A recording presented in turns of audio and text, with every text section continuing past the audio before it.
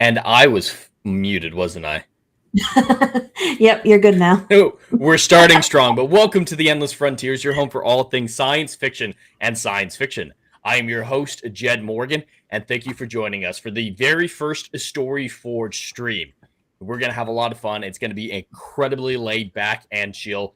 There were some technical difficulties, as you saw with me being muted. This is the first time that Out of Line Crafting has streamed on her channel, so we had to set some things up and things were going there. But we are dual streaming right now on Endless Frontiers and Out of Line Crafting. It's great to have you here, Dr. Rachel from Out of Line Crafting. How are you doing? I'm good. I'm really looking forward to this. I do the occasional art parties on other people's stream, but like you said, it's my first time streaming on my own channel, so hopefully some people will bounce into there as well. Just drop a hello over there. Check out art stuff if you're really into that, but I'm really looking forward to this story. I was in the stream the whole time on Monday when people were creating the story. It just went wild. So I love all the chat suggestions, and I've been thinking about this all week of what to draw and everything. So I'm really looking forward to it. I'm ready to dive in. Perfect. Yeah, we're going to have a lot of fun. For those watching on the Endless Frontier side, I just dropped a link to the Out of Line Crafting version of this stream. So if nothing else, please click on that link and go subscribe. She does a lot of great crafting content over there, making masks, making different cosplay stuff. And I think there's going to be more content on that platform going forward. So definitely subscribe and turn on that bell. But for those of you who weren't watching Rider Flight this Monday on my channel, this stream is a continuation of that stream. So on that stream, we did the very first chat choose your own adventure segment where, using a combination of rolls, dice rolls, and super chats, we crafted a story. You, me, the chat, everyone. And I think we came up with something very interesting. My one goal in this stream right now, as we write out that story that we crafted on Monday, is to prove that I'm better than Twilight. That is my one and only goal, because there are sexy vampires and werewolves in this story as well. And I just hope I eke out a little bit better than Twilight for this bonkers story. It's going to be short, less than 20 pages, but we'll see if I achieve that quite lofty goal. Very lofty. But Rachel, why don't you tell us a little bit about what you're going to be doing while I write out this short story? Yeah, so actually I would love it if, before you start like jumping into all the writing, if you could just go through, for people who didn't catch up on Monday, just go through kind of like the general idea, the characters that we have, because I have a couple of ideas of like one scene that I would love to do that may be sort of like an epilogue at the end. I don't want, to give any spoilers for people who don't know the story, but I was also thinking of just doing like character portraits. So sketch out some character portraits and then let it culminate in one larger piece. And today is going to be mainly like sketching out the idea. You'll see some decent art stuff depending on how much time we have for the stream. But later on my channel, I'm going to be turning that big scene with all the characters and stuff into a larger, like just one scene, almost like a comic book page art. So look out for that video on my channel on Out of Line Crafting. But yeah, for now on this stream, like you said, chill, laid back, sketch out what the characters would look like, get some input from you because you're the one writing the story and I don't want to take too much creative license here. Get some input from the chat, and then once we settle on what the characters kind of look like, then I'll put them into this scene. Perfect. Yeah, and I'll recap the story here for everyone who missed it on Rider Flight. So the story started out as the rules of it's a sci-fi story with a werewolf, with a wild card item of a ball gag, and a theme centered around karma. So what we ended up crafting with the chat was the story of a werewolf who he's left Earth to protect the human race from himself. Out in space, there's no full moon to transform him, so he's been living out in space for a very long time. But he hears a distress call, follows it, comes to a virtually unknown planet where he finds a crashed bat-like ship, and on board he finds a beautiful vampire woman who has a ball gag that's her fang muzzle. It was quite difficult to steer away from the eroticism of it because it was the genre was sci-fi, not erotic, which was one of the options. So getting away from that was a little bit difficult.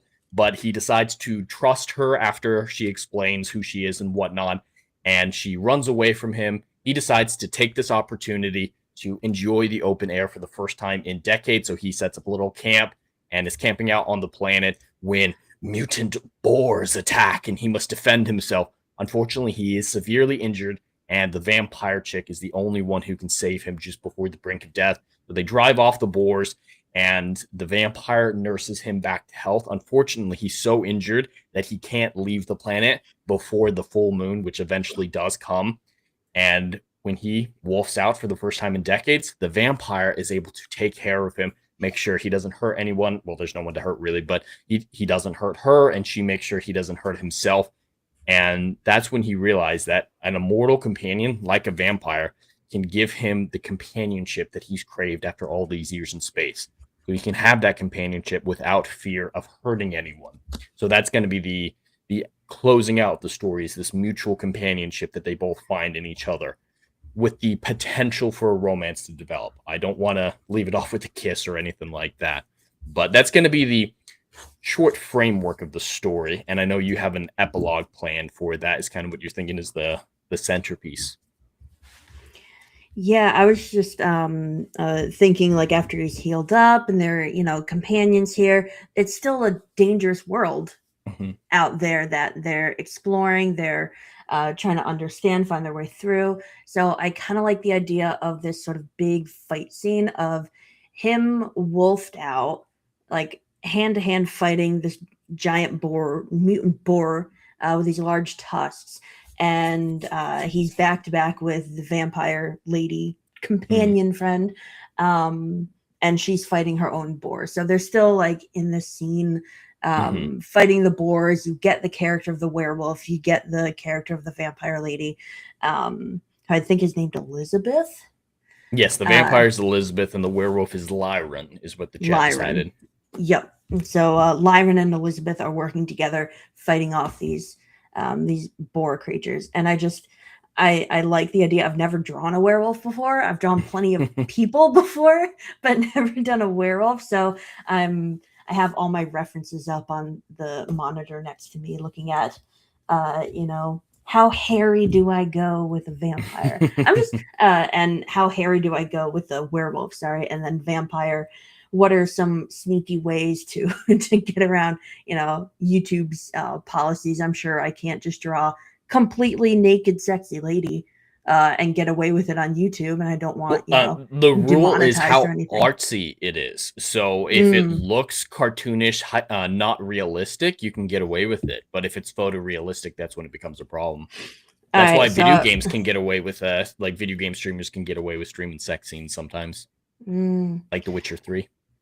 So I think what I'll also do is, if they're back to back, you won't see, you'll get the hint of some things. You'll definitely know she's naked, but maybe just like a well-placed werewolf tail to cover something up. Strategic, yeah. Strategic placement of things, of leaves, of a boar tusk, whatever it is. But I'm looking forward to this. Yeah, we're gonna have a lot of fun. Like we said a few times, this is gonna be a very laid back, chill stream. I'm gonna put some music on, and we're gonna be chatting throughout the whole thing. But it's going to be incredibly casual. We're gonna be interacting with the chat. So hail and howdy to everyone watching on the YouTube side or the Kick side. So we are live on the Endless Frontier YouTube side, the Endless Frontier Kick side, and of course the Outer Line Crafting side. So wherever you're watching, thank you and welcome in. And of course, hail and howdy to Legatus, the bot supreme, taking care of things on both Endless Frontiers YouTube and Kick. So yeah, we're going to switch over to start writing just now and to start drawing right now. Turn on some music, kick back. I've got some nice whiskey and I've got the glasses on. I've got the whole look. I just need to get a classic pipe, and I've got the stereotypical writer aesthetic going, and I quite like it. I might need to get a bowler hat instead or something like that, a little something old fashioned, maybe a tie, but I feel like I'm balancing out the aesthetics.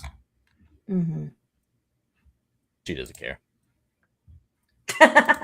No, it looks great. I don't know what an aesthetic would be for an artsy person other than like having all kinds of Legos and art stuff all around behind me. You can see multiple projects that aren't finished in my background, I'm sure. Most But yeah, of the you've things in definitely her got background chat are stuff that she made, like that beautiful lady in the tramp portrait that you can see really well behind her. She Mhm. drew that. She's a very talented individual. And I'm Well, not saying that thank just you. because she's my wife and can beat my ass if I don't.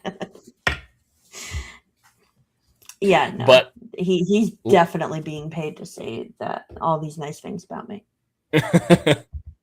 perfect. Well, let's jump in.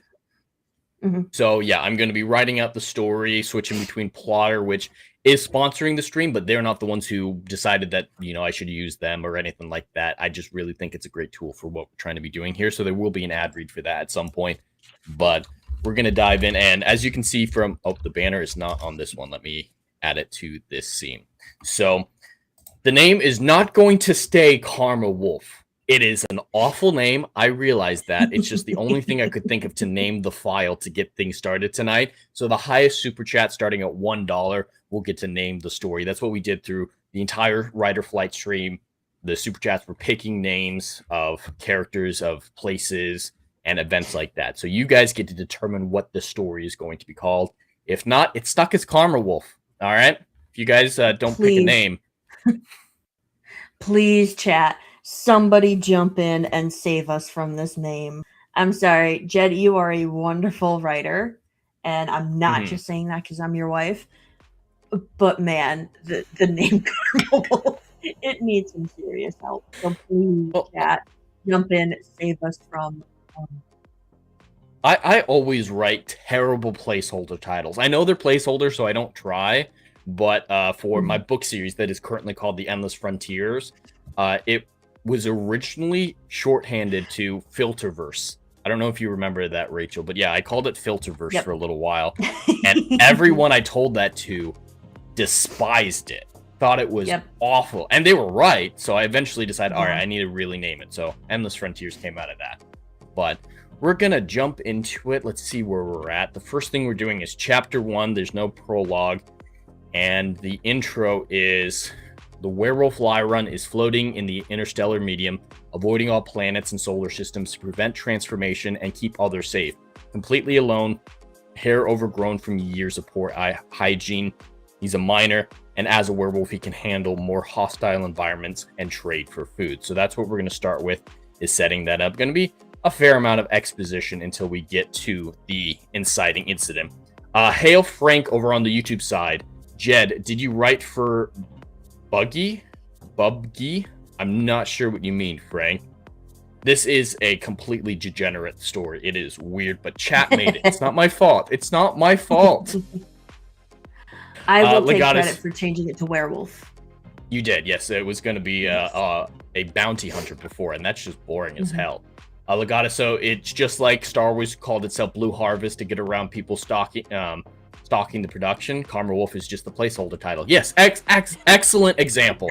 So yeah, for those of you who don't know, Return of the Jedi was called Harvest Moon, or Blue Harvest, excuse me, especially when they were filming the Redwood Forest for the Endor scenes. Otherwise, you're in California. The Redwoods are a tourist destination. They would have had people flocking to them and causing trouble. So yeah, it's exactly like that. It's a placeholder to disguise the production. That's smart. Oh. All right, what are we going to start with?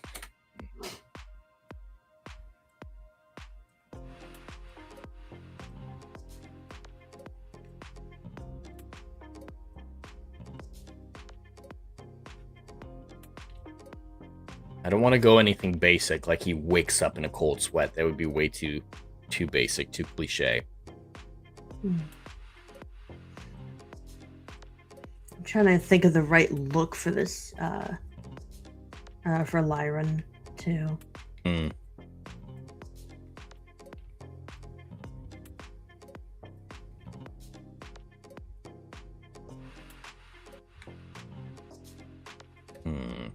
I always just need my in. As soon as I get my in, I'm able to go for the chapter and go pretty quickly. Just starting it, that's the first hurdle. In the darkness of space, a long craft was dark and stormy night. Yes, dark and stormy night is very cliche as well, Frank. Let's see, what do we have?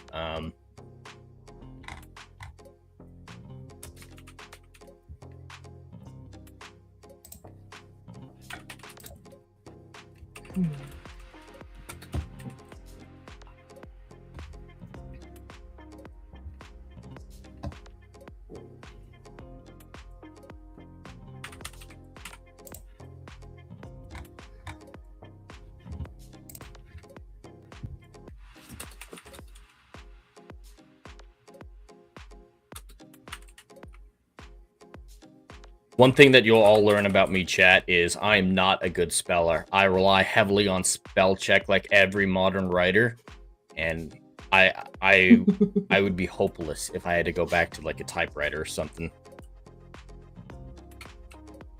Yeah, you have a really good vocabulary, but spelling can be a bit of a struggle sometimes. So yeah, the thing I want to go for, chat, is there's not a whole lot of werewolf stories. To be fair, I don't read a whole lot of werewolf stories, but as far as I'm aware, the idea of the transformations being a renewal is not something that I've seen a lot. So I want to lean into that, where the transformation isn't just about, oh, there's a monster inside me that needs to break free, that it's a necessary biological cycle to a person with this condition, where it's almost like a cocoon or a reptile shedding its skin. So because he hasn't transformed in decades at this point, rather than once a month like he normally does, his skin just feels wrong. Like, imagine the bug from Men in Black 1. If you remember, that skin just kind of hung off him in weird ways. It clearly didn't fit right. It's not going to look like that, but that's the feeling that Lyron has. It's just that his entire flesh doesn't sit quite right on his frame. I want to use that sensation as the lead-in.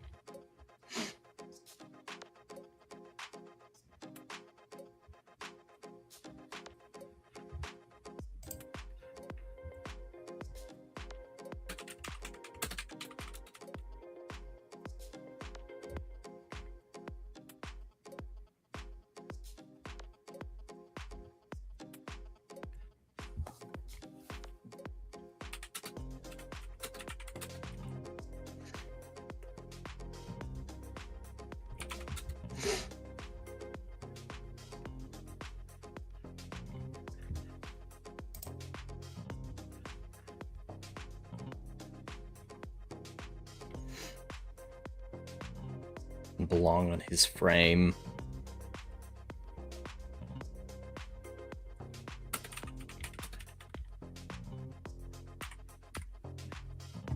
Yes. I spelled something wrong, and then I fixed it, and I fixed it wrong. I might be retarded.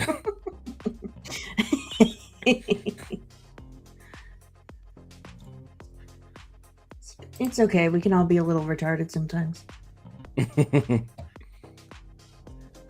All right, so what I have so far is Chapter 1. The flesh was taut and furrowed, stretching, creaking, begging to tear free, to be released from its strained existence. A persistent itch sparked through the outer dermis, fleeing from Lyron's desperate nails. There was no catching it. There was no conquering it. His skin simply wasn't his own anymore. It didn't belong on his frame, and it never let him forget it. Italicized never for extra emphasis. Hopefully that's a good latch on for you, chat. Let me know what you guys think. All right.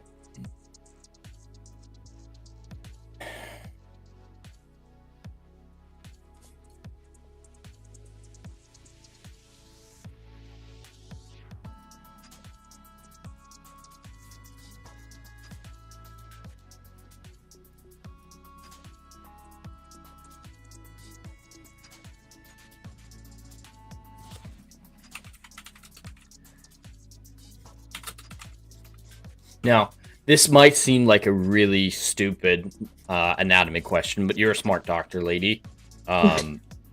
Maybe. Hairs and pores, they don't cohabitate, correct? Or do they? Hair and pores? Mm-hmm. I don't believe so. Just because hair is growing out from slightly different areas. I don't think they coincide, but I'm not a medical doctor. All right, so I I will won't say say that. that his hair sprung forth from nearly every pore. I'll just say nearly every centimeter of his skin.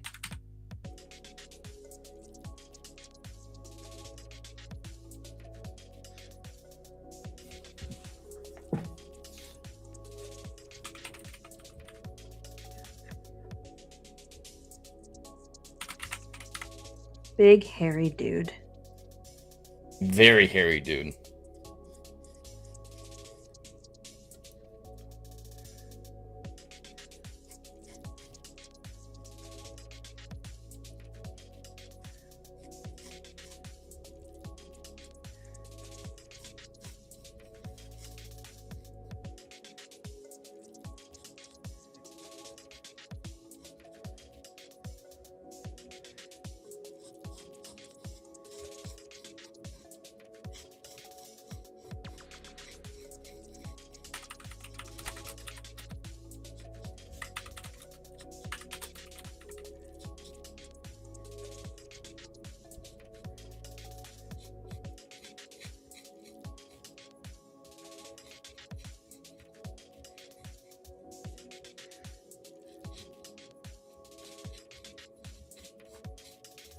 I'm gonna make that a new. Long scent adult.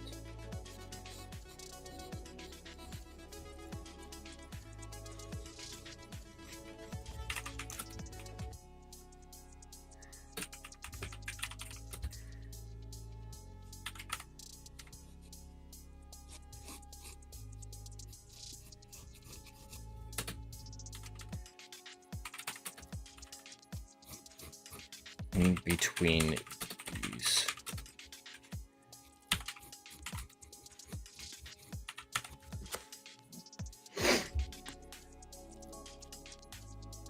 Wolf legs are so weird. If I can spell lycanthrope right. Probably not. I think I'm gonna wait.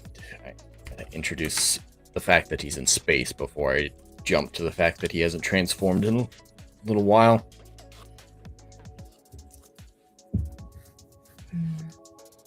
Working on reference photos still. Yeah. Alright, I think I'll switch over, show what I'm kind of sketching out. Nice.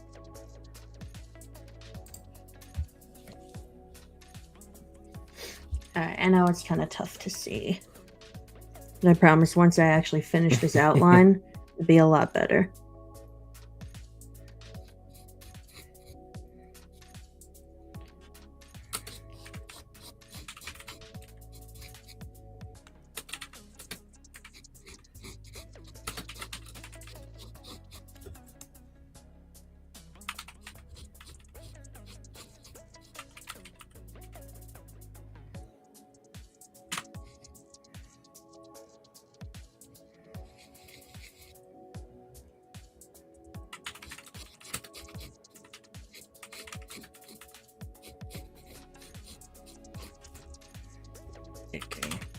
Legatus, as in werewolf form, does not his.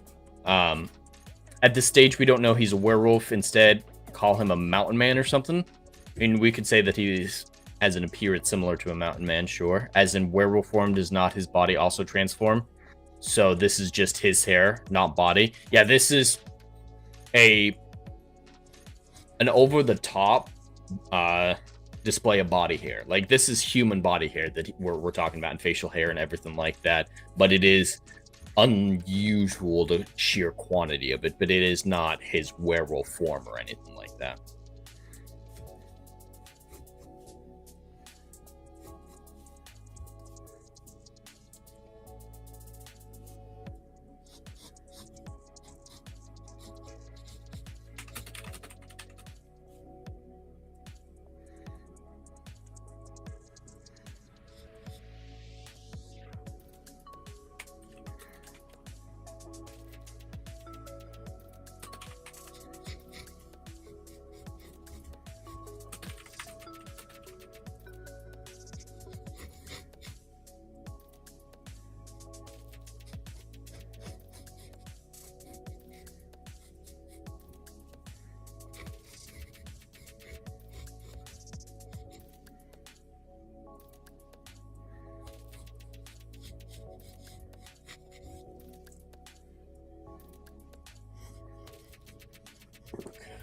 No corrosives that could stain it.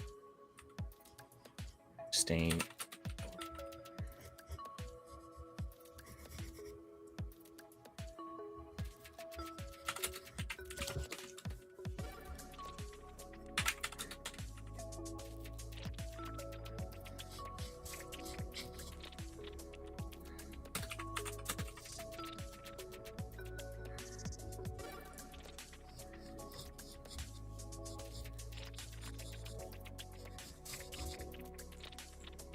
And the air recyclers,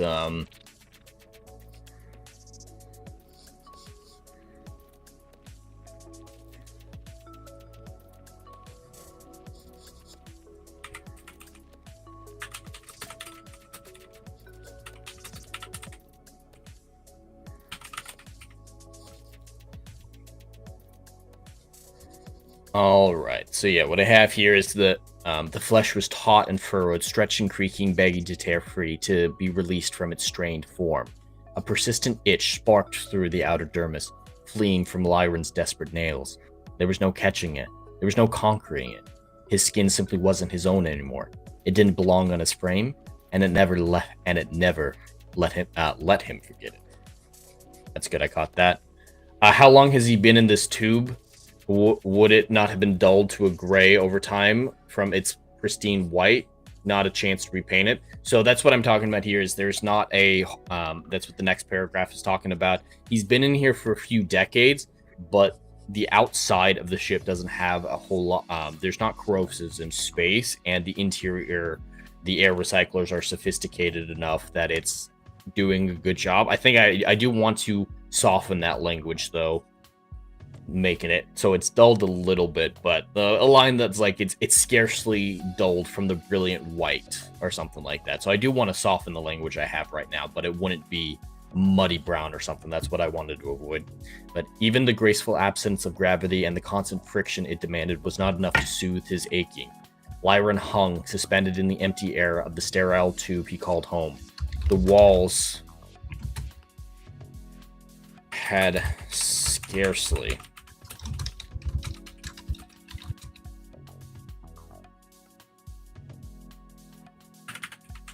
from the shimmering white.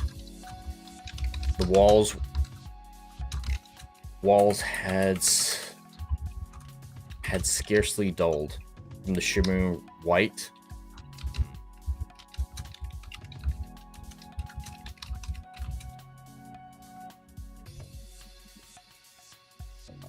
The walls had scarcely dulled from the shimmering white. I don't like this language here. The walls had scarcely dulled from the shimmering white.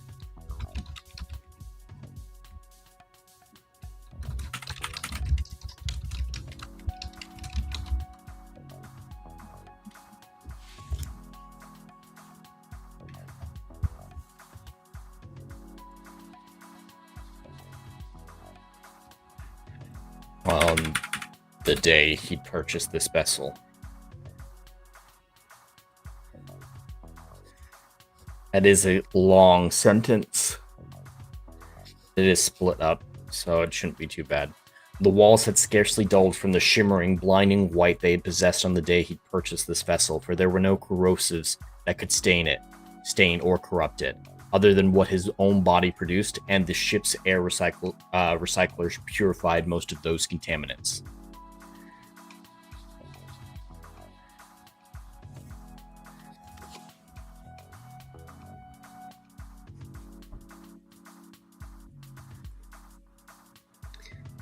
Hail Elasta Jeff in my chat asking what we're drawing. So we are drawing a some art of Jed's story that he and some random dice rolls and some very twisted super chats helped write about a sci-fi adventure with a werewolf guy who's kind of drifting through space, finds himself on this seemingly uninhabited planet, comes across a wrecked ship that's bat-shaped. He finds a very sexy naked vampire lady, and she's wearing a ball gag, which was the random item of choice. which is just being used to kind of like muzzle her vampire teeth. He decides to help her, and she eventually becomes his companion to help him, explore this planet. And at some point, there's a campfire, and what is it? Giant, wild, mutated boars attack them. What they asked for, yeah. Yeah, and he gets injured, and she helps him. And they're trying to get off this place before the moon, before the full moon. But they can't, and he wolfs out. But she sticks with him, good friendly companion that she is. We're trying not to turn this into a love story, by the way. Kind of keeping it, very general in terms of they are friends helping each other, but potential for future romance, possibly. But it's shaping up to be a good story, and for now I'm just kind of drawing some of the characters. So I chose to draw the wolfed out version of our main character here, just because I've never drawn a werewolf before, and I thought that'd be really interesting.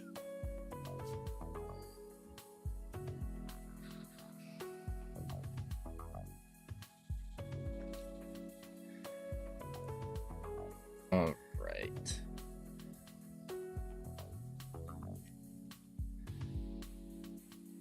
There.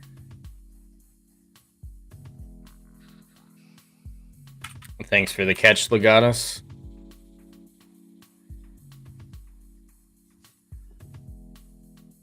Sector.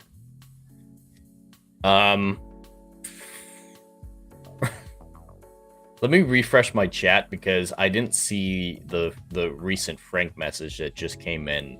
I don't know why YouTube is just dropping random chats for me lately. Frank, what type of creams does this itchy sink fellow have available? Not a lot of great ones, apparently.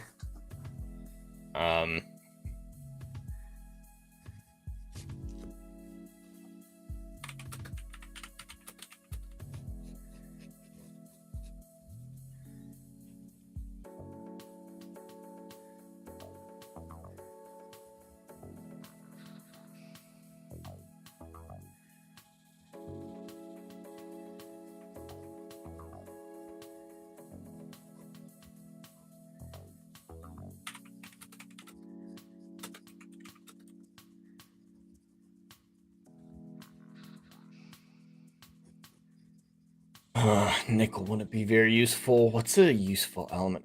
We'll go with palladium. Palladium? Mm-hmm. And it wouldn't be pure. The palladium ore.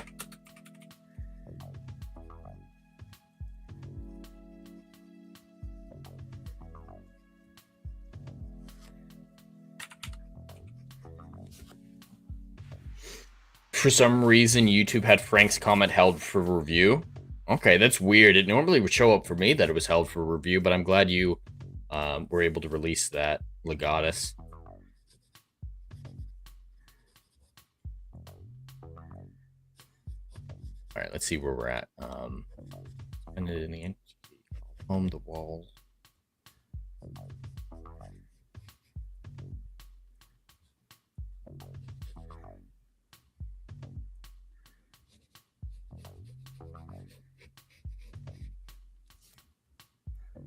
I think I'm going to go for a third-person close omnipotent.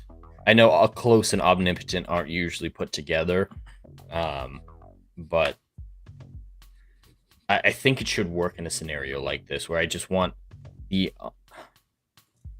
should be omnipotent. I think I'm just going to go to third-person close, but not third-person POV. That way I can flip between the minds of Elizabeth and Lyron later on. We'll see how it plays up. But for right now, I'm just doing third-person close. Otherwise, I'd have to scrap this line.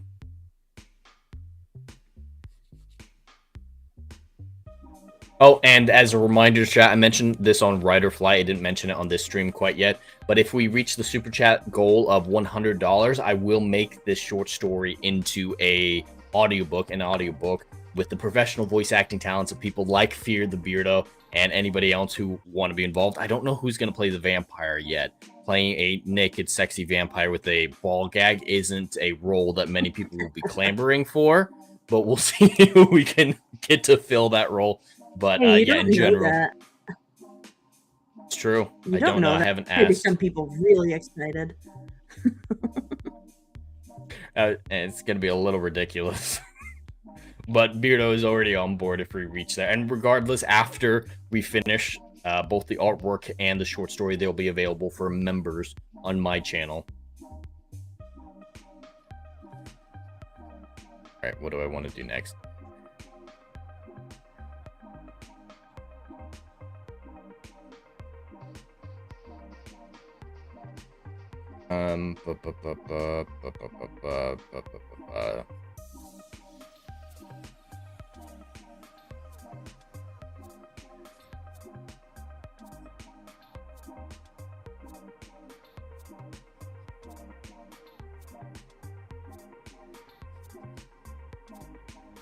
Only one L.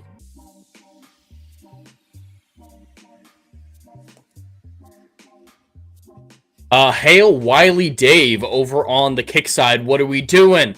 Well, Wiley Dave, this is the follow-up to the Rider Flight chat mate choose your own adventure we did on Monday. So I think you were there. But on Monday, we crafted a story with a combination of dice rolls and super chats to kind of ad-lib a story together. And we reached the super chat goal to do this story for stream, where I'm going to be writing it out. It's going to be a short story. Less than 20 pages is my goal at this point. And Dr. Rachel over on her Outerline Crafting channel, which she is live on right now, is drawing out some artwork for it as the companion piece. And after it's done, both the short story and the artwork will be available to members. All right. Yeah, to accept. I'm skipping this song. I don't know what that weird chirping is that keeps coming in randomly. This is the free music available. It's not your communicator. You're a communicator? No. Unless Siri has it outside my door and is chirping it. No, I don't have it in here. All right. Fill in here to accept.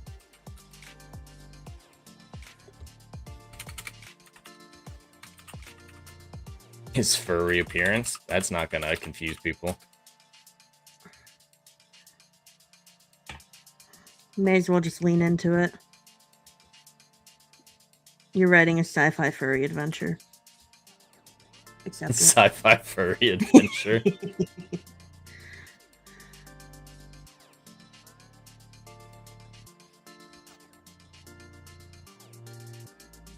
Until he reached the outpost. Until he reached...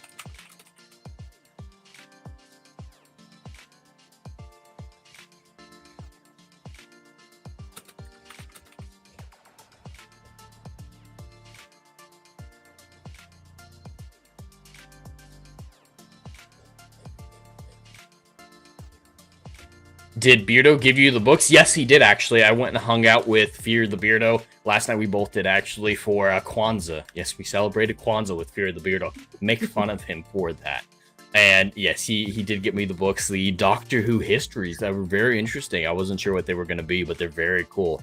I have them in the other room right now. I appreciate it, Wiley Dave. They look pretty cool.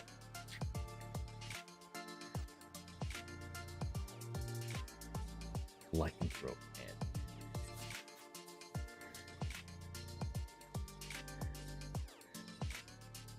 Man caught in between these two forms of life. This feels a little too on the nose. What do you think, Rachel? So I mentioned that he's hairy as balls and isn't able to shave or whatnot, and that he has to accept his furry appearance for the time being because he ran out of razors. But this line here: as he was, he more resembled a werewolf than a man, for he was a man caught in between these two forms of lycanthrope and man. I feel like, I say man way too much in there, but what do you think? Is that line just overall a little too on the nose?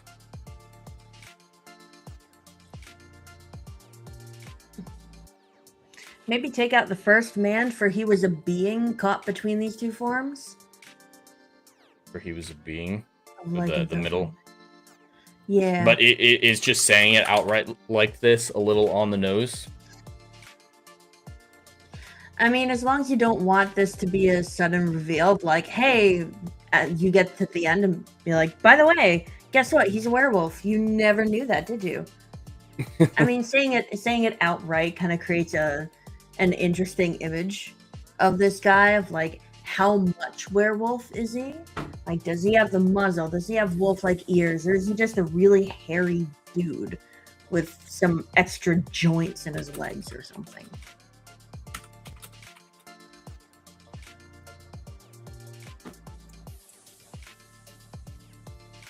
So as it is now, the line is, as he was, he more resembled a werewolf than a man, for he was a being caught in between these two forms of lycanthrope and man, fled from humanity and the full moons of their inhabited worlds.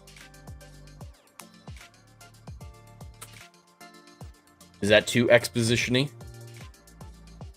I don't think so. I kind of like it. Like I said, it paints a nice picture for the reader of like he's very much a reluctant lycanthrope, fleeing from, like you say, fleeing from the full moons of these inhabited worlds. He doesn't want to be what he is. He's probably very ashamed, but he's so much of this like werewolf in appearance that he can't hide it, even if he like ignores the full moons and everything. He can't get away from it. I kind of like that idea. Do you think his transformation would be, I think you were talking about painful before, like what do you imagine his transformation to be like?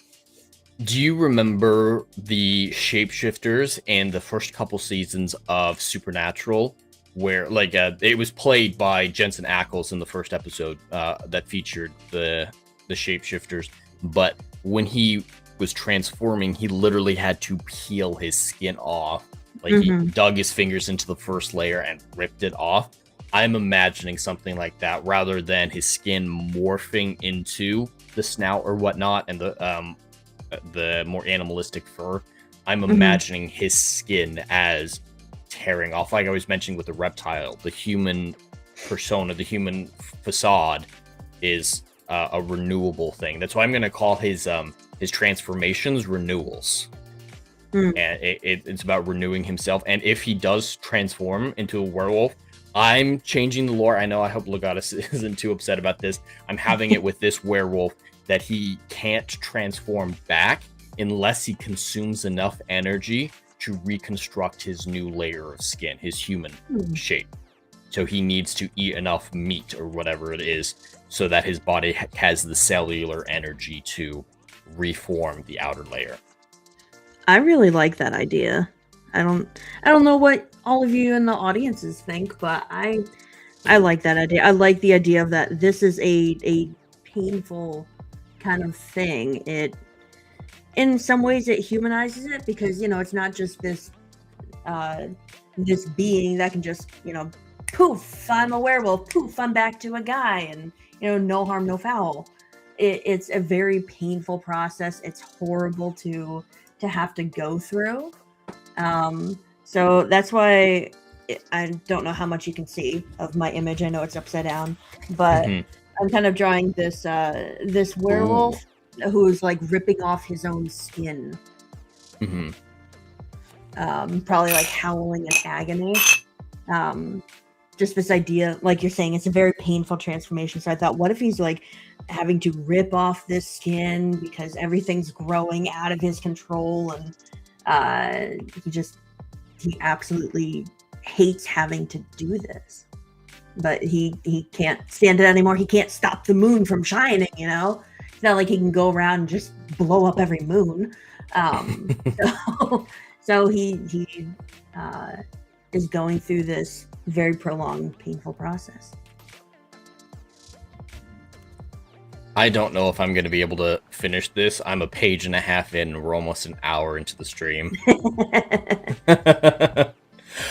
Hail Dreaming Tabitha over on the YouTube side with a $5 super chat saying, "Hear me out. What if he sparkled when he went out into the moonlight?" See, Tabitha, you might have missed it at the beginning of the stream. My goal is to be better than Twilight with this short story, as insane as it is. That's just counterintuitive to that goal. Thank you, Tabitha. Yeah, but she's not saying that, you know, the vampire sparkling. It's the werewolf this so time. we're mixing it up. So it's just very reflective fur. And Dreaming Tabitha, since you have the highest super chat of the night so far, you actually get to name the story if you're so inclined. Right now, the standard name is Karma Wolf, which is awful. So if you have any ideas for the name of the short story, you get first dibs on that. It's totally original? Oh, okay. Tabitha came up with the sparkling idea all on her own. Oh, that's cool. All right, where are we at?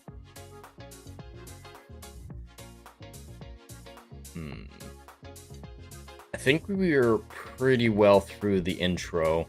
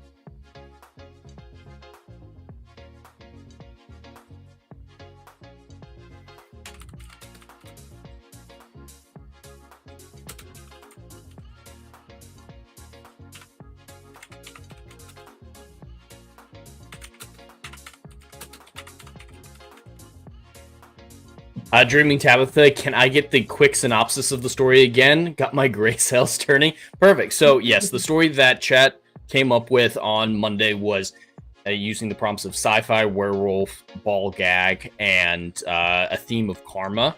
Is Lyron is this werewolf who he's fled all human contact or a human world to live in space as just a solitary miner, just doing enough to eke by and survive, because he is a werewolf and he doesn't want to transform and hurt people. So he's banished himself to the void to keep himself from transforming and keep everybody else safe. But he does end up hearing a distress call that leads him to a unexplored planet, or at least believed to be unexplored. When he lands on the planet to investigate, he finds a bat-like crash ship, and inside he finds a very sensual vampire with a ball gag fang muzzle. I can't not laugh when I say that. He decides to take out the ball gag, hear her story, and I'm not a huge fan that karma is usually portrayed as a negative thing. It's just always like, oh, karma's gonna come and get you, as if it's the boogeyman. But karma is in and of itself a neutral concept where you do good, you receive good. You do bad, you receive bad is the idea. So I wanted him to be a more positive view of karma. So he releases her, she runs away. He decides to take an opportunity, the first opportunity in years, to camp out under the night sky and just enjoy the open air. Unfortunately, this planet is inhabited by mutant boars. That's a Fear to the Beardos, part of his contribution. And when they attack his campsite, he's severely injured, but the vampire comes in and is able to drive off the boars. He is so injured that he's not able to pilot his ship and get off the planet. So he's stuck there until the full moon comes and he ends up transforming. But because the vampire is immortal, she's able to survive any onslaught, any attacks he renders, and is totally fine and is able to help him through that transition. And he heals during the transition, obviously, once he's aware of his healing factor, finishes taking care of him. And after that, they realize that she's always going to be hunted by humanity. That's what she was doing in the crash ship, is they were vampire hunters that had captured her. And he couldn't live with humanity, but they could be mutual companions. They could render service to each other. They could have companionship without fear from the other. so they decide to stay on this planet and build a life together. It's implied that they might get romantic in the future, but I wanted to end it off on a more neutral tone of just companionship, that he doesn't have to wander alone anymore. So that's the basic idea of what we're going for. I don't know how far we're going to be able to get into it. All right. Yeah, we're an hour in, and I'm like going so slow on this werewolf. So I think it's going faster than mine. I spelled that wrong. We'll see how much we can get done. Karma Sutra? I mean, considering the vampire's naked, strung up with a ball gag, that's not a bad title. But right now it's just Karma Wolf, which is terrible.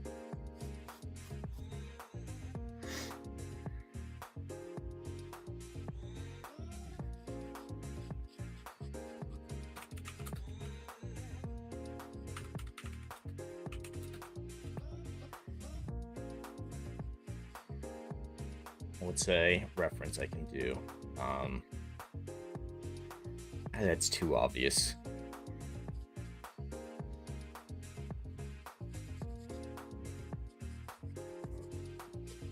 Outpost.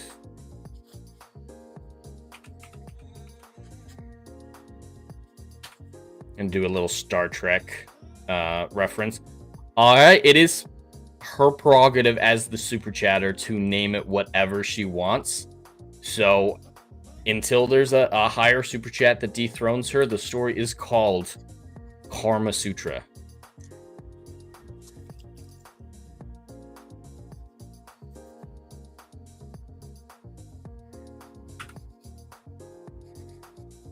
Karma Sutra. Should it look like this, Rachel, with a hyphen? Maybe.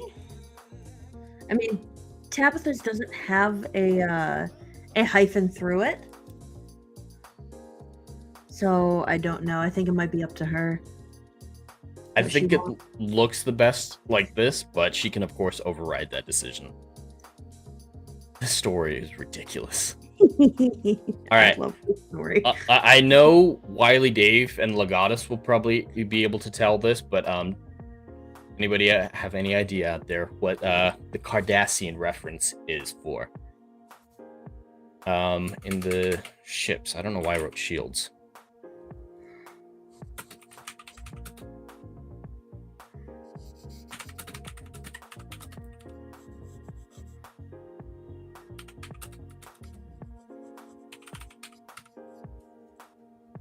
Wily Dave has it correct over on the kick side.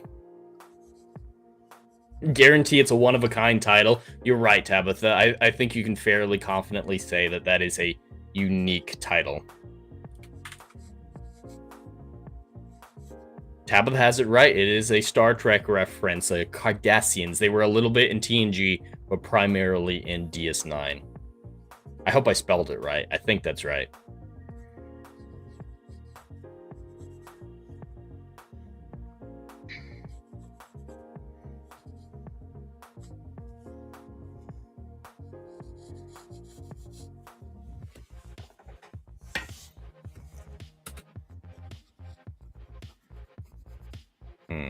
I want to introduce it a little bit later.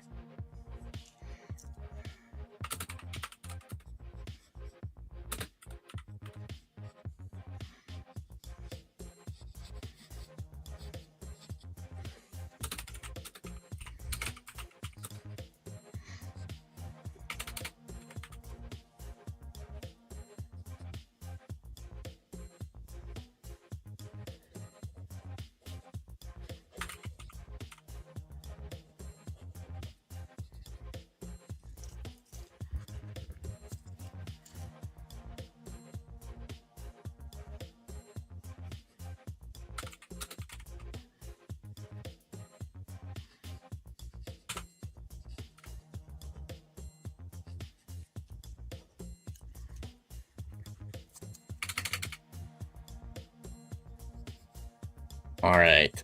Now we're introducing. I think I've got enough of the exposition out so that the reader can understand. Werewolf fled into space to not hurt people. I haven't explicitly said he did it not to hurt people, but I think most people would be able to infer that from the solitude he's forced himself into. Do you think I need to explicitly say it, chat or Rachel? I don't think so. I think people can infer. All right. It looks like Legatus is correcting my spelling. I was going a little too Kardashian in my spelling.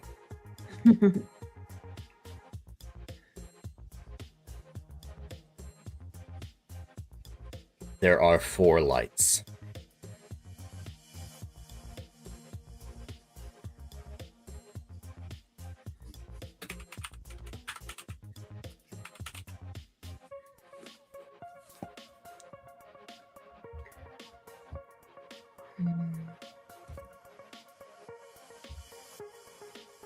I don't want to spend all of my time on werewolf, so I think I'm going to leave it here and do vampire lady, because I know that's what everyone wants to see.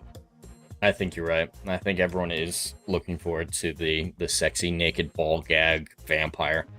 Yep, I figured as much. All right, so that's werewolf guy for now.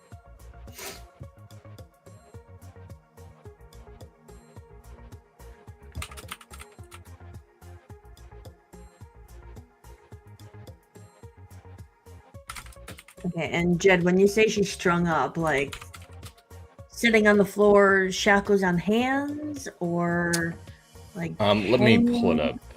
If we wrote it down, arrival rescue is at the beginning. Goes down to the planet. I don't think we have. I don't think we've determined anything. There was nothing decided, but I would say standing up, spread eagle, like her arms. There's shackles around her wrists, pulling outward. Shackles on wrist pulling out. Okay. Mm-hmm. You said standing? Mm-hmm. Okay.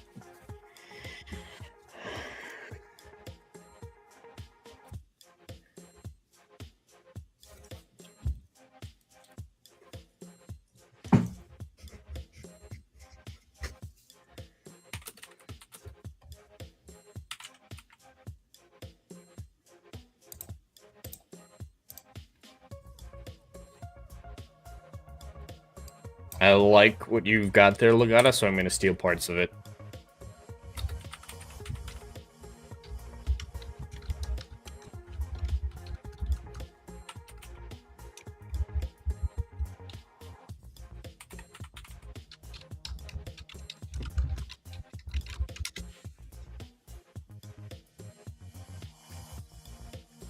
Oh, my poor Google search history.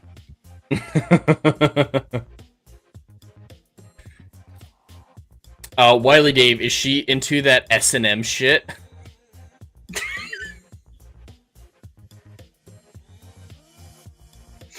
Borrow, indefinitely borrow? Did I write borrow somewhere? I wasn't supposed to? I don't think so.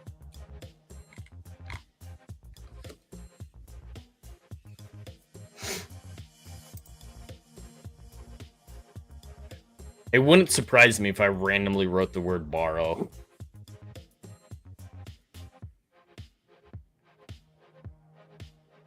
Not steal.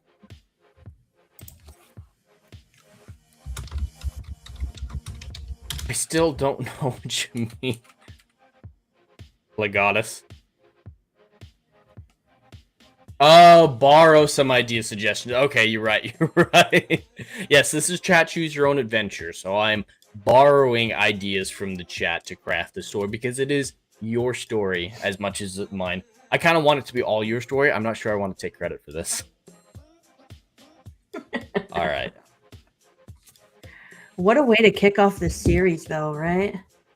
Yeah, starting out with whimper. I was gonna say a bang, but they don't bang, so. Alright, we got through the first bullet point of the plot. So what I have now is, I'm gonna read this as best as I can, but I don't have quite the sultry voice that the story requires. The flesh was taut and furrowed, stretching, creaking, begging to tear free, to be released from its strained existence. A persistent itch sparked through the outer dermis, fleeing from Lyron's desperate nails. There was no catching it. There was no conquering it. His skin simply wasn't his own anymore. It didn't belong on his frame, and it never let him forget it. Even the graceful absence of gravity and the constant friction it would demand. I'll change that to would demand because it's not actively demanding it. Was not enough to soothe his aching. Lyron hung, suspended in the empty air of the sterile tube he called home. The walls had scarcely dulled from the shimmering, blinding white they had possessed on the day he purchased this vessel, for there were no corrosives that could stain it or corrupt it, other than what his own body produced, and the ship's air recyclers purified most of those contaminants. Through the interstellar medium, he wandered, flitting from one mineral deposit to another, eking out whatever he could pawn on the trading posts. That peppered the sector. A faint trilling noise teased at the edges of his senses, yet he ignored the noise, relishing in the fog of detachment that engulfed him. Lyron's overgrown, mangy brown hair sprung forth from nearly every centimeter of his skin, exacerbating his discomfort. His last razor blade had long since dulled under the constant grinding of keeping him smooth. It would be months before he crossed the void to the nearest outpost to sell the palladium ore that he'd stuffed into his cargo hold. Until he reached the outpost, where he could refresh his razor supply, he had to accept his furry appearance. As he was, he more resembled a werewolf than a human, for he was caught in between these two forms of lycanthrope and man, fled from humanity and the full moons of their inhabited worlds. Decades of solitude, without renewals, had taken their toll. Lyron's voice croaked on the few occasions he spoke. His flesh was a constant source of torment, and his own reflections in the ship's curved bulkheads were his only companions. Decades of loneliness, without distractions, without stimulation, had left him hollow. With the autopilot set for Outpost Cardassian 12, there was nothing to do save endure. Beep. Yes, Wiley Dave, beep. It's a subtle Krista Nova reference, I guess. The trilling finally tore his unmoored consciousness back to his haggard frame. Lyron's eyes came into focus, perceiving the ship around him. So, we're at the inciting incident. We got through the first bullet point. That's one of... Oh my god. It's the first of 12. It's gonna be a fucking 12-hour stream. No, I think they're gonna go a lot quicker. Per hour. The second one is gets a distress call and decides to answer it. That should be closer. Wiley Dave, I had one of those S&M private dungeons on my delivery route. Delivered a lot of flowers to the mistress. The owner was in a wheelchair, just like Larry Flint. A disabled sex dungeon. Did it have a wheelchair ramp?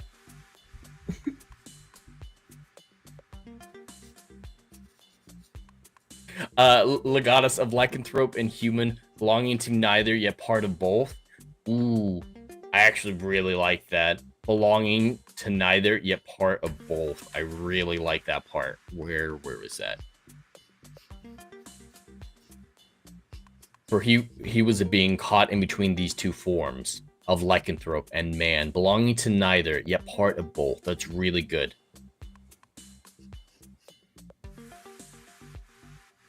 It did not have a wheelchair ramp in the front, Wiley Dave. Wow, that's just disappointing.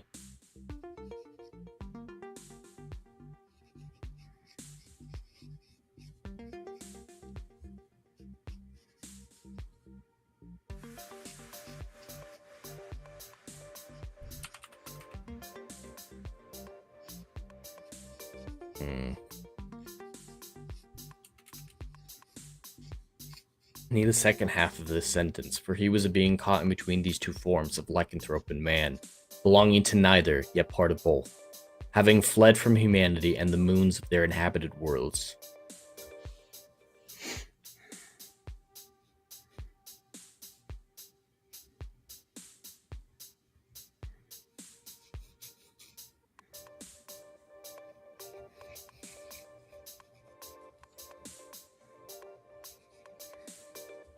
I think I'm gonna do it like this. Having fled from humanity and their inhabited worlds. Sure. I like the conciseness of that single sentence on its own, that short one, but 2 lines should be fine for it. Having fled from humanity and the full moons of their inhabited worlds, decades of solitude without renewals had taken their toll. I think that works as a sentence. I'm borrowing those ideas from Legatus. Just borrowing. Yeah, just borrowing. I won't give them back, but just borrowing. Then is it really borrowing? No intention of giving back?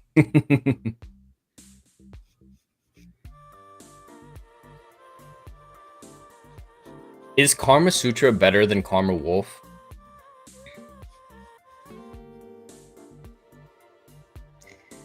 If it was a romance, absolutely. If we had gone the erotica route, I think that would have been a perfect title. Alright. Lyron's eyes came into focus, perceiving the ship around him.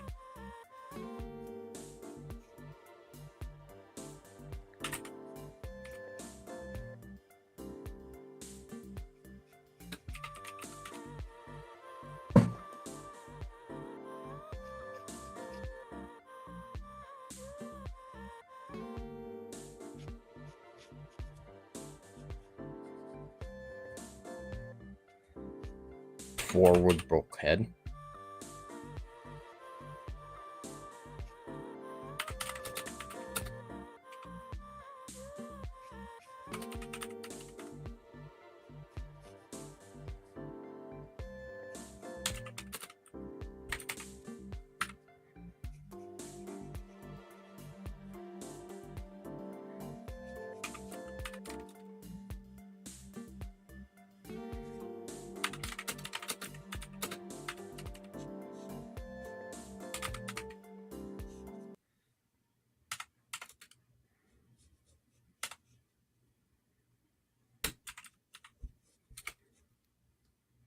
Swung case. A silly title would be The Bark and the Bite.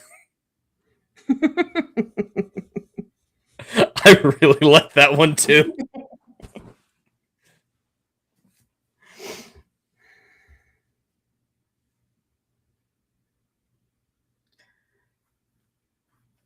I mean, Tabitha still has the oh yeah, she has the super chat. But that could maybe be a chapter title. Yeah, I haven't named any chapters. Mm. Legatus is saying save it for a chapter title.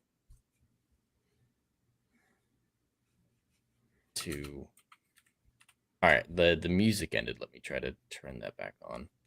How rude. Very Don't they know we're still writing and drawing? Let's switch to Lofty.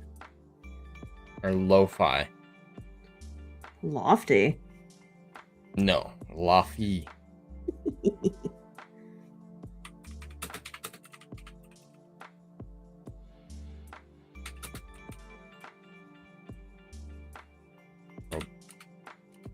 Propel. I spelled propel wrong 3 times in a row. I promise, chat, he is a writer. He really is. I swear.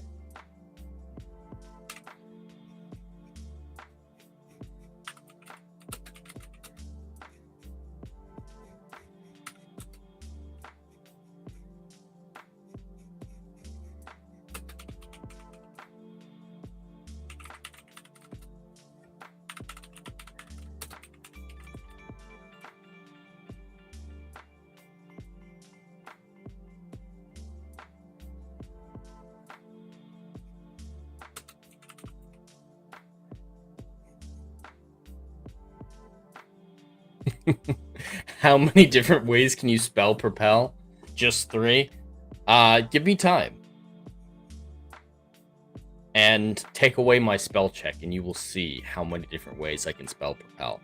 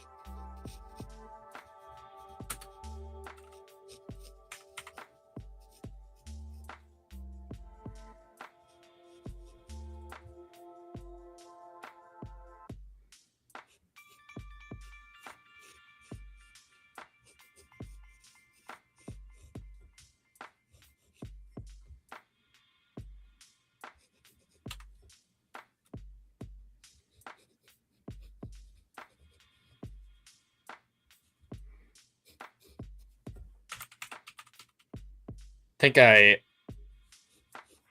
went a little hard with this sentence, Rachel.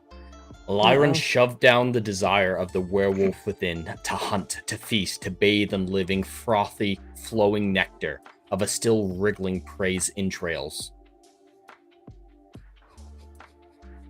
Very poetic. Might have gone a little too hard. Maybe a little bit. All right. Meanwhile, I'm over here drawing a naked woman, so I mean, who am I to judge?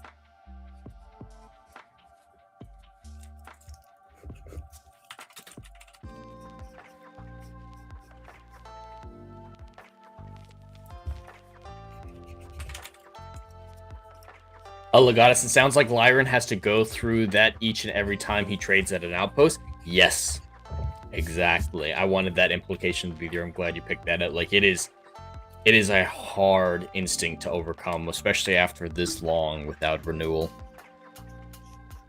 And yeah, he's going to keep as much distance because of that. So you're right. He does have that instinct every time because he hasn't even seen a person and he's already getting that draw to kill right now. So yes, he gets that draw every time at an outpost, but he stays in his ship and avoids human contact. Not that he would fall prey to it necessarily, but he doesn't want to risk it. So yeah, a remote transfer of cargo.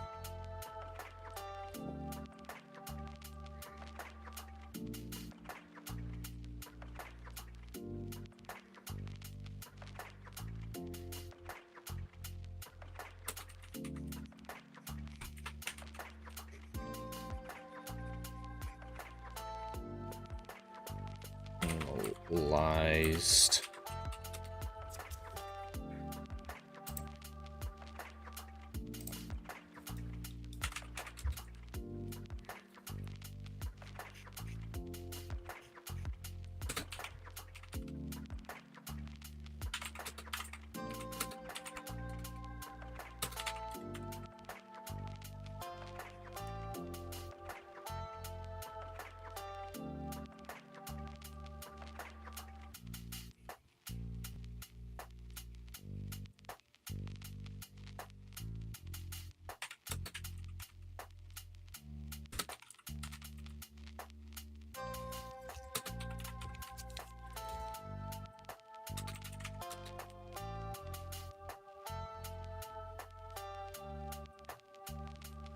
What is it? The slightly what do we want it to have? Wouldn't be nitrogen rich because we have a nitrogen with the oxygen.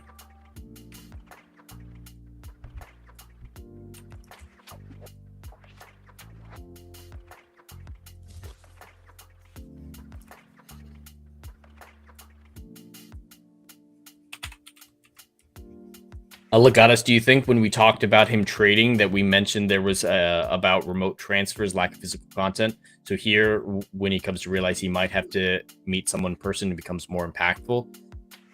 We didn't talk about it, but are you saying should we mention that he doesn't talk to anyone? I think we can mention it, yeah, so that you're right, it does become more impactful. Let's see if I can find it.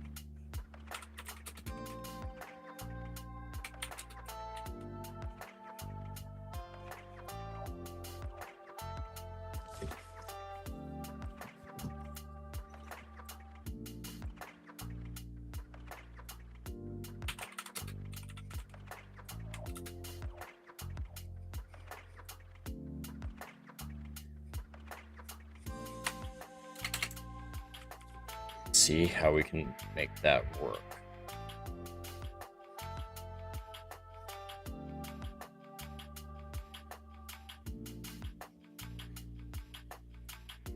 We'll go with in person so that we can imply radio contact like you're saying. All right, how does that work? With the autopilot set for Outpost Cardassian 12, a respite from his dwindling supplies, but not from solitude. That's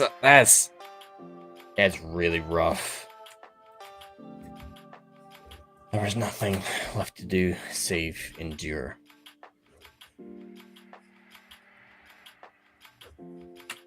The outpost. Right, that. The outpost would be a respite from his dwindling supplies, but not from his solitude.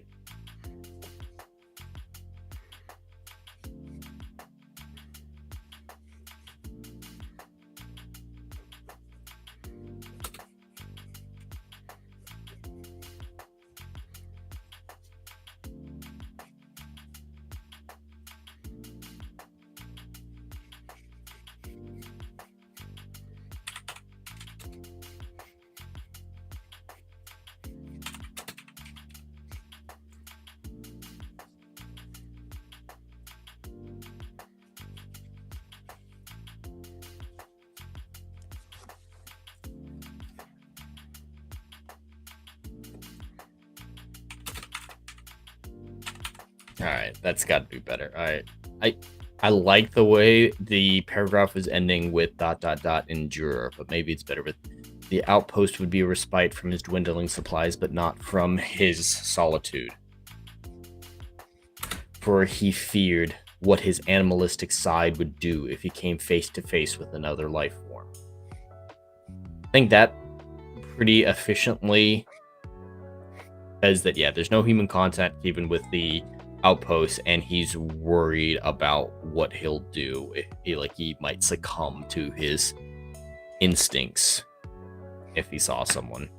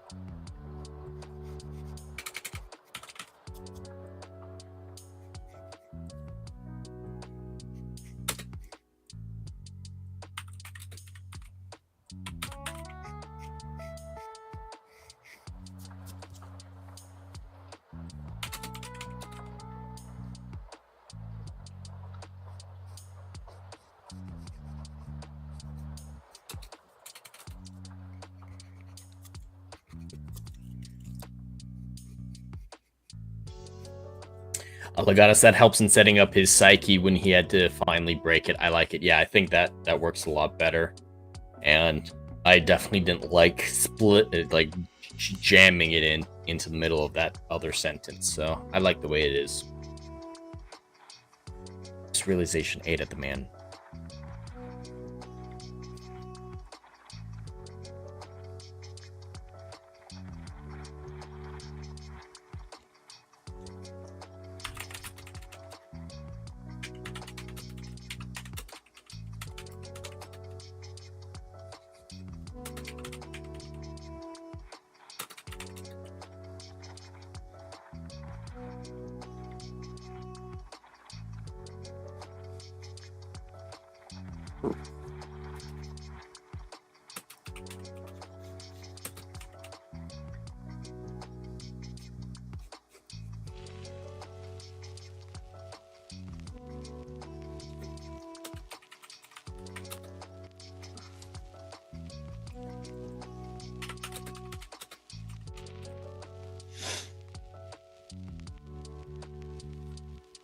How's it going over there?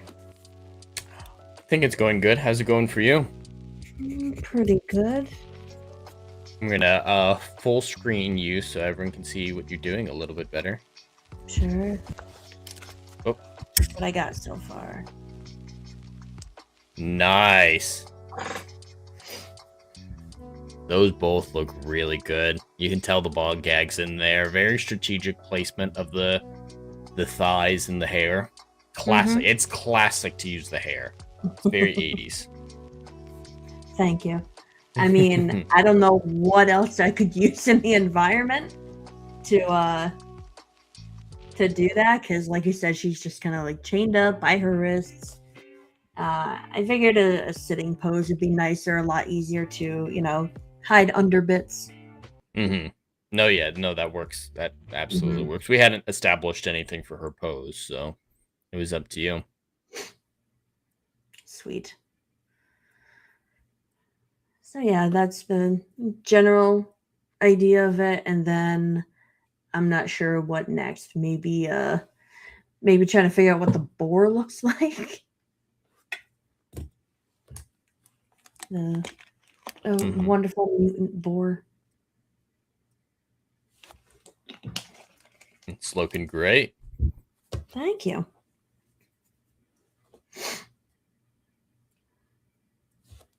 This beta music feature for Restream is not so great.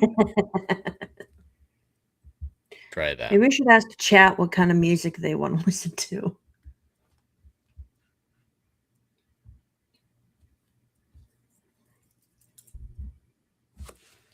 Come on, play something. It doesn't wanna. It's given up.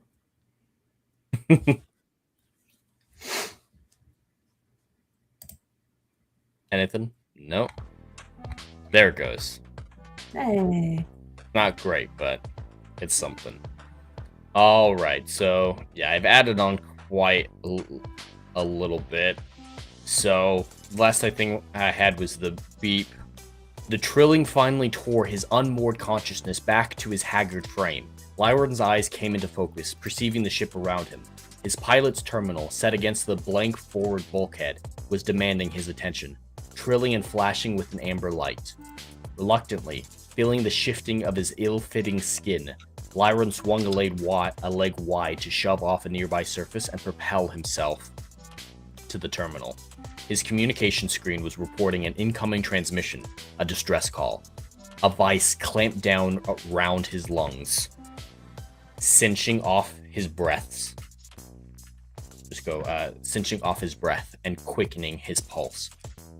There is another near. That's not a great werewolf voice. There's another near, he thought with a predator's intent. Lyron shoved down the desire of the werewolf within to hunt, to feast, to bathe in the living, flowing, frothing nectar of a still wriggling prey's entrails. He gulped down the hunger, rejecting the call of a moonlit hunt. With the press of a hairy knuckle, he called up the origin of the distress call. A planet from an unexplored system. A planet from an unexplored system 7 light years from his position. At his maximum speed, he could reach this world in a single fortnight. His sophisticated quantum computer analyzed the planet without request, calculating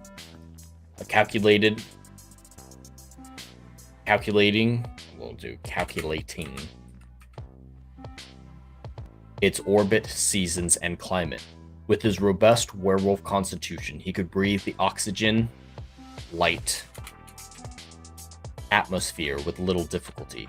There were no other ships that would dare to venture so far afield in search of minerals. There were no others who could hear or answer this call. Only Lyron could help.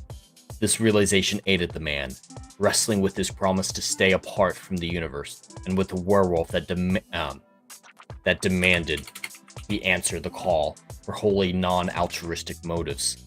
It craved release, to be free from this rotting cocoon and renew itself.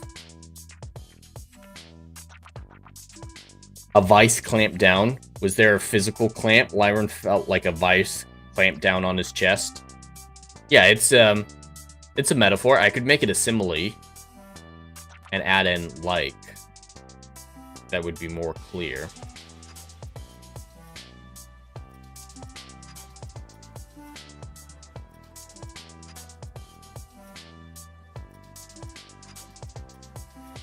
Where was it?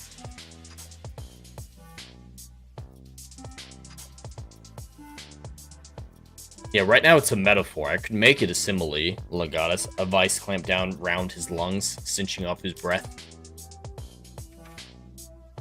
We'll make it a simile.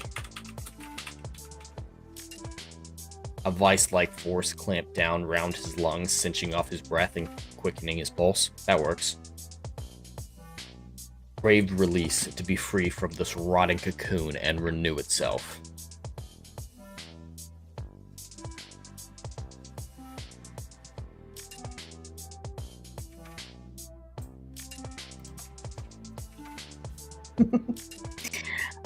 Well, I kind of like that idea.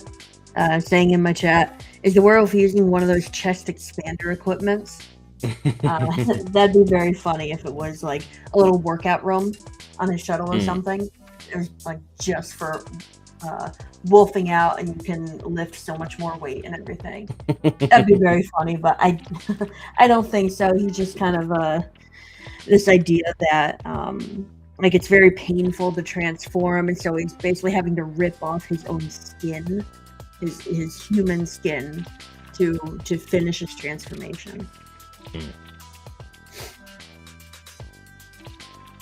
Well, we could go a cartoony route and just have him like at the gym. All the little aliens, whatever else is on this planet, are just so impressed by his strength.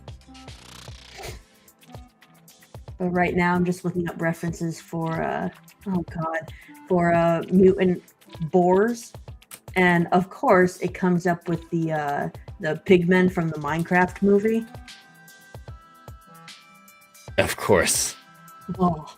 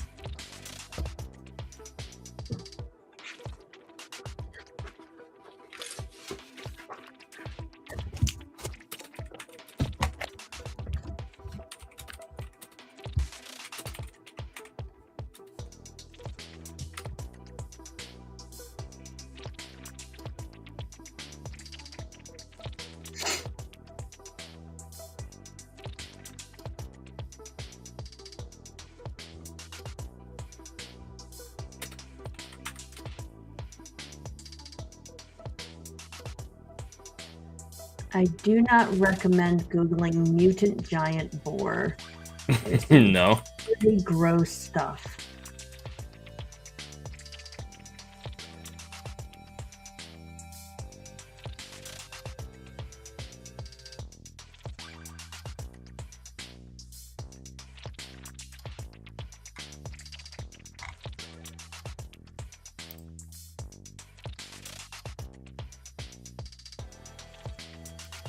Whatever danger that was.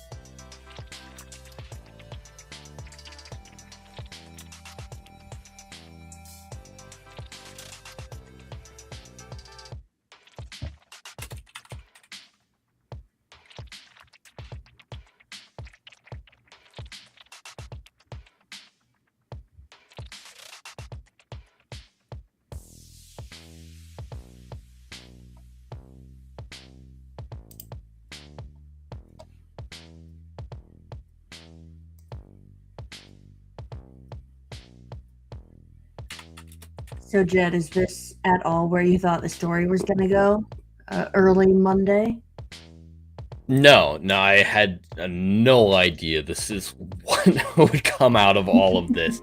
I still think I joke that it's ridiculous, but I think it's better than it could have been. There were a lot of worse things that could have happened. Mm-hmm. But I'm a little disappointed that we're only, 2.5 pages in? Jeez, about 2 pages in. And we're at 2 hours, almost. This is good practice, though, trying to figure out how do you write something really fast. Mm-hmm. Because, I mean, when I first started doing the art parties with Tabitha, I was rushing to get coloring done because I was spending way too much time outlining or sketching or anything and trying to put in as many details as possible. And I realized that's just too time consuming. So Mhm. trying to, find that balance between enough detail but getting the whole picture done and across took me a few tries, but I think I've gotten better at it, and it's a lot of fun. But it is definitely an exercise in art, just as this is an exercise in creativity and writing for you. Mhm.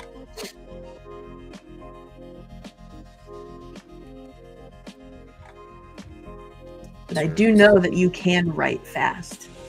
I've been there by your side when you've been writing all these books, so I know you can just blast through chapters.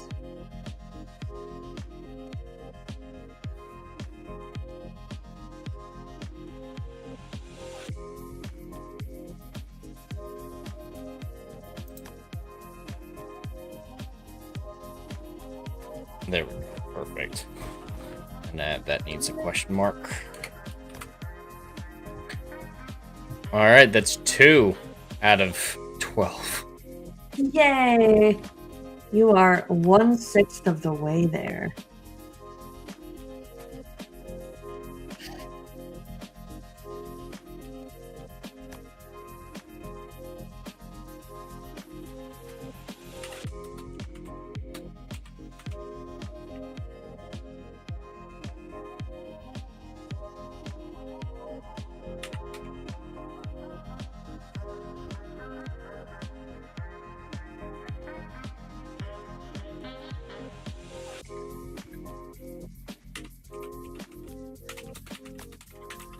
Okay, chat. Whoever's still around, whether you are in the Endless Frontier stream or on my stream at Adeline Crafting, I would love to hear some ideas for what you think a giant mutant boar would look like. Because all I've got in my mind are just a regular boar, but large. So what do you think a mutant boar would look like?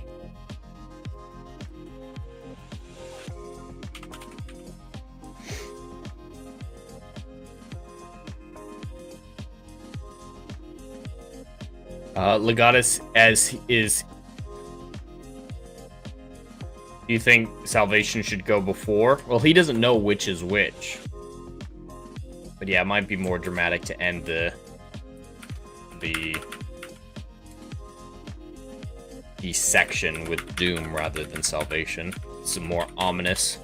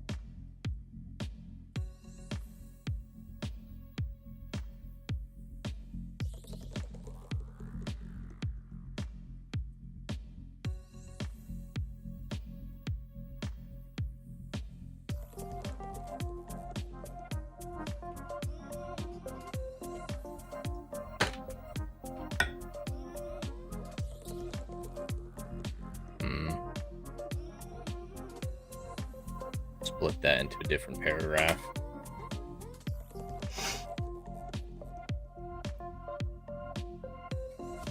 It's a very colorful world. It is, yeah. Going for something a little bit different, a little bit unique.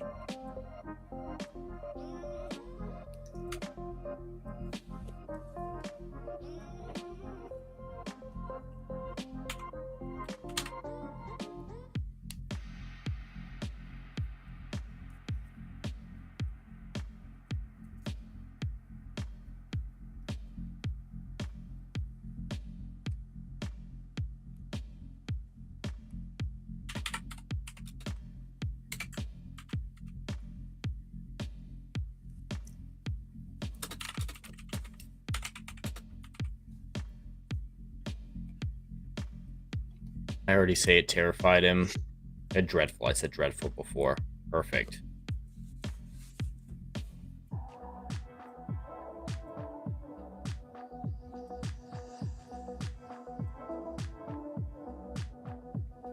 It's a big ass moon. Mm-hmm.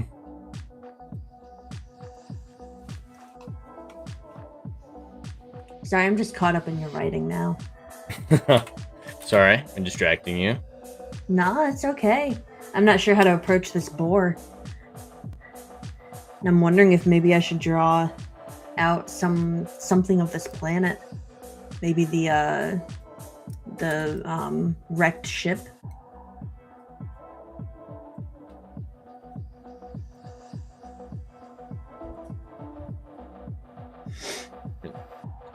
Here, I like this part a lot, Legatus. I want to change it this one.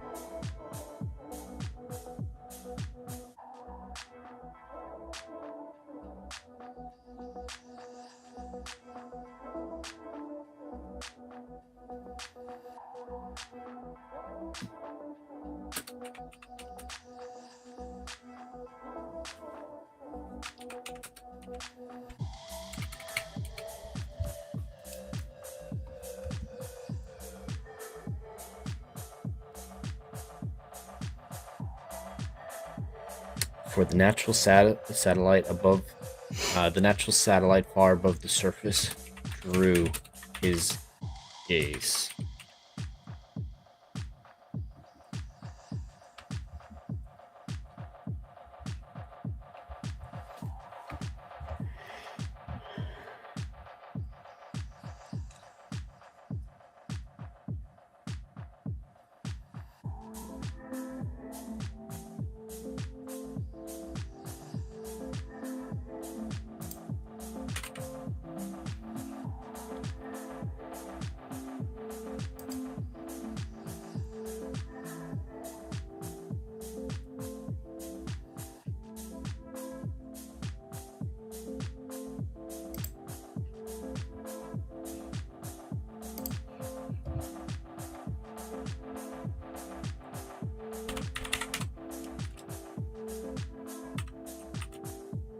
Alright, how do I feel about that?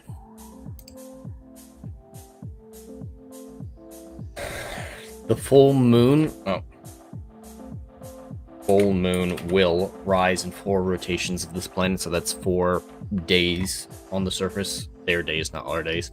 Lyron stared at his pilot's terminal, registering the dreadful sentence and all it implied. The alien world spun through space a mere 100 kilometers beneath his feet, seeming so innocent. His screens showed a world of pink hues and bluish hazes, full of strange and fascinating flora. The ship could not detect fauna from such a distance, but it was doubtless present beneath the canopy of vegetation. But that is not what worried Lyron, for the natural satellite far above the surface drew his gaze, a moon, his nemesis. He craved to descend and breathe the open air.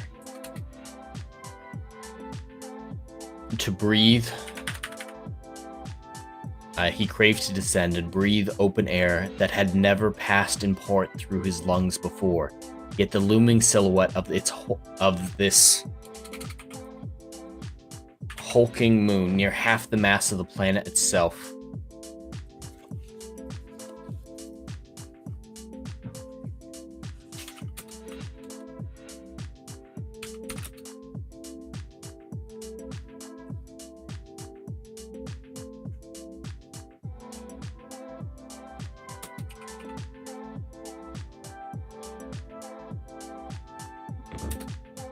go with 17 and a half Earth hours. So yeah, it's smaller than the Earth is.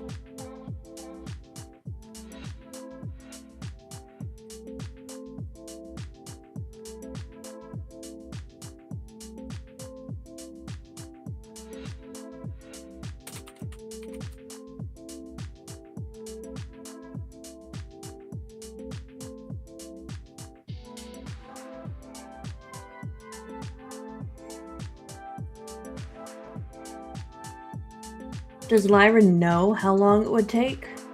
Or is this Yes. just for the audience's sake? Yeah, he read it at the beginning of the section. That's what this is. That's the bold is him reading it. Hmm.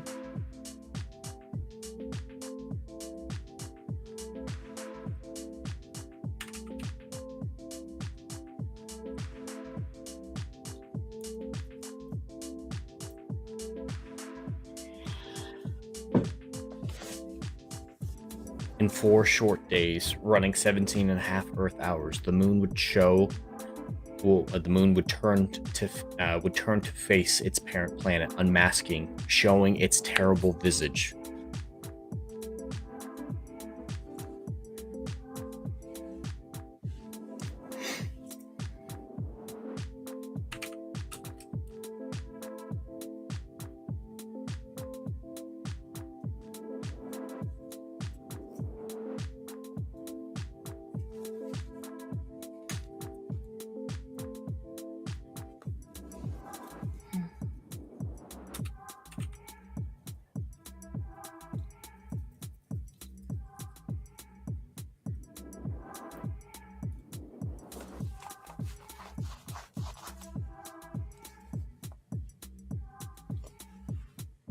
If he was still on the planet's surface. Let me read through that again. What are we looking at? He craved to descend and breathe open air that had never passed in part through his lungs before.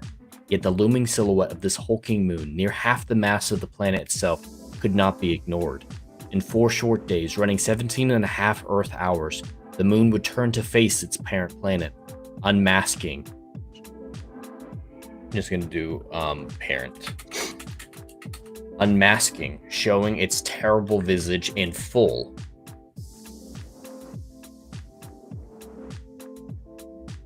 Freeing Lyron from his facade of human flesh.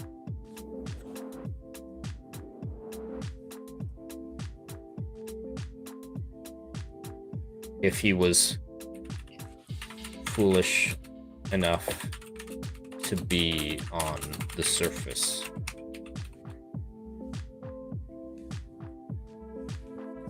In 4 short days, running 17 and a half Earth hours, the moon would turn to face its parent, unmasking, showing its terrible visage in full. And freeing Lyron from his facade of human flesh if he were foolish enough to be on the surface.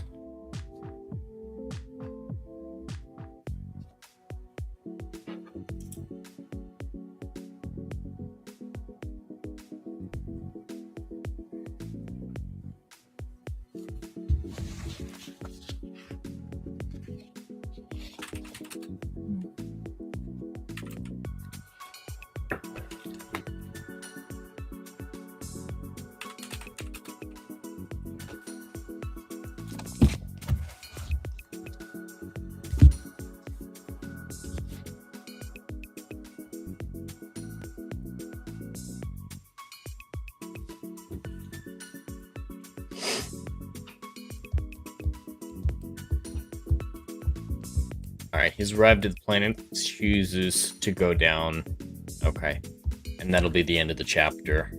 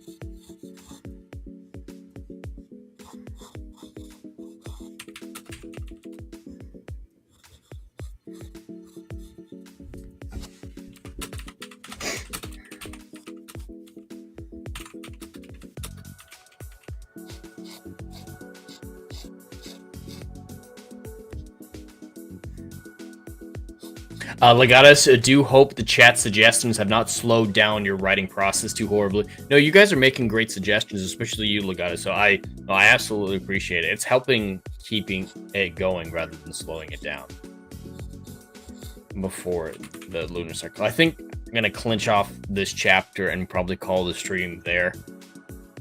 I think that might be the best thing to do.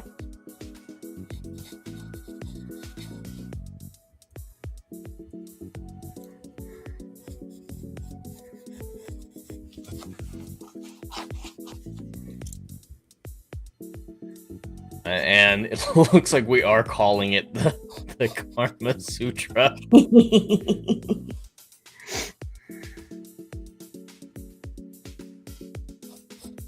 4 days will be enough time, Lyman thought unconvincingly. I'll be off-world.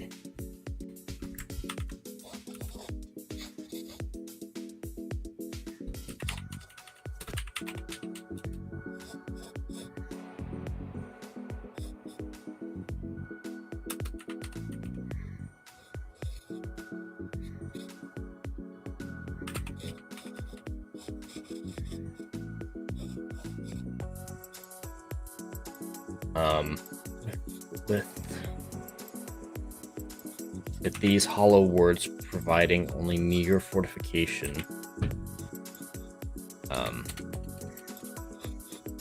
only meager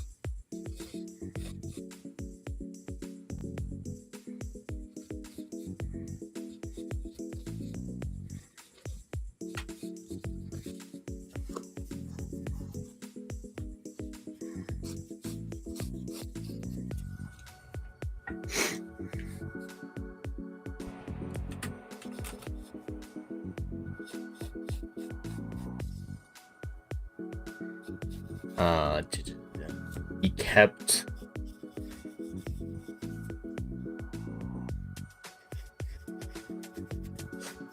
no, he's going into autopilot himself. The ship's been in an autopilot this whole time, Legatus. I'm saying went into autopilot himself, as in his body went into autopilot rather than ship itself.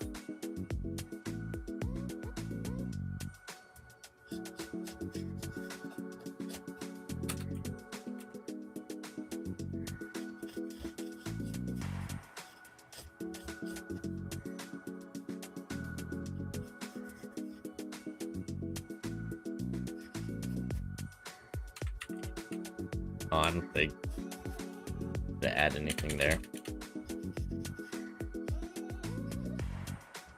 I can clarify it if that would be easier. Then I can take out himself.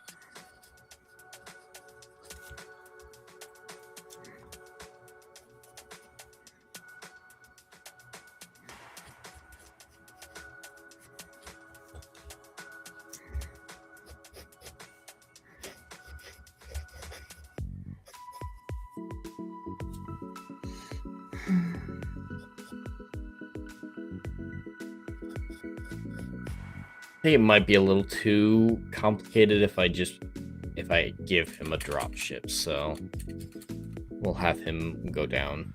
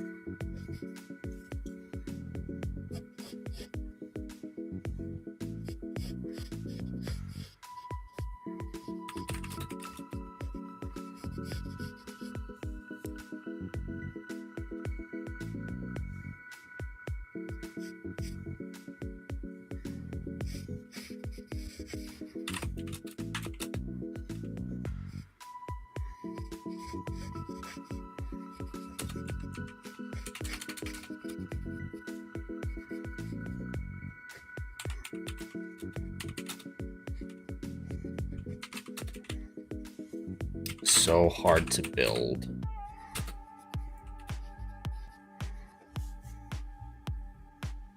Look, Legatus, I'm saying that his body went into autopilot.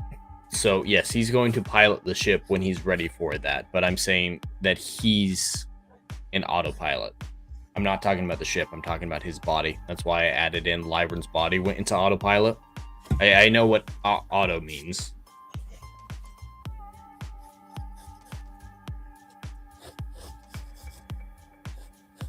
I think that's a good way to end the chapter. Let's see.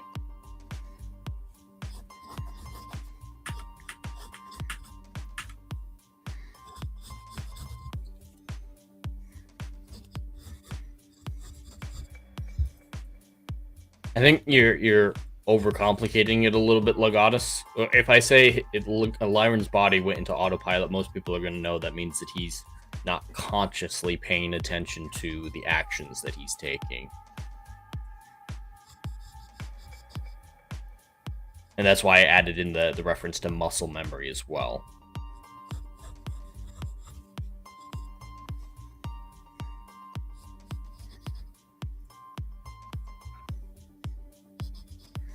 Bright orb that hung above his head like all he worked so hard to build. Yeah, making it a simile there rather than a metaphor or an analogy. All right, we have chapter 1. And there's just 3 more. I'm going to have to write these on my own, because there's going to be another one to do on Monday if we hit the super chat threshold for that.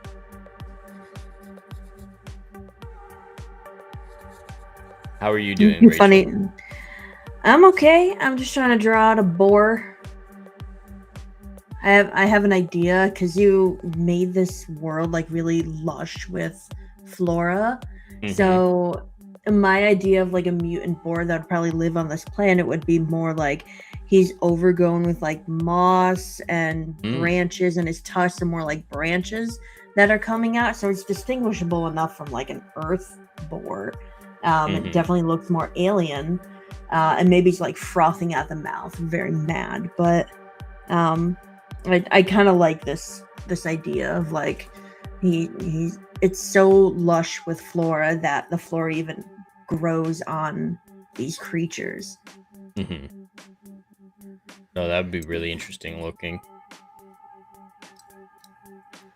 But yeah, so this was honestly a lot of fun. Makes me really kind of like not just look up references for things I never thought I'd draw, but also like giving me this idea of how much do I, draw? What should I focus on? Should I focus on just like doing scenes as you're writing them, or more like making the characters themselves?